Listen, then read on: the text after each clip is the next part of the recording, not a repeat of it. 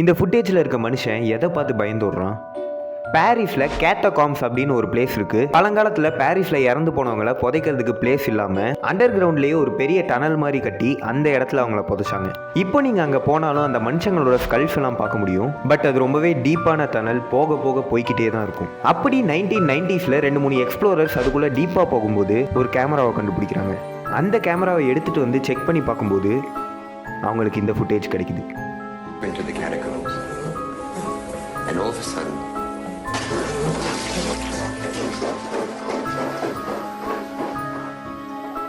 இந்த ஃபுட்டேஜில் கேட்டகாம் ஸ்கூலில் ஒருத்தர் எக்ஸ்ப்ளோர் பண்ணிட்டு போயிட்டு இருக்காரு. அந்த நேரத்தில் அவர் எதையோ பார்த்து லைட்டாக பேனிக் ஆகி கொஞ்சம் வேகமாக போகிறாரு. போக போக அவர் ரொம்ப பயந்து போய் ஓட ஆரம்பிக்கிறாரு. டு த பாயிண்ட் அவரோட கேமராவை கீழே போட்டுட்டு ஓடுறாரு.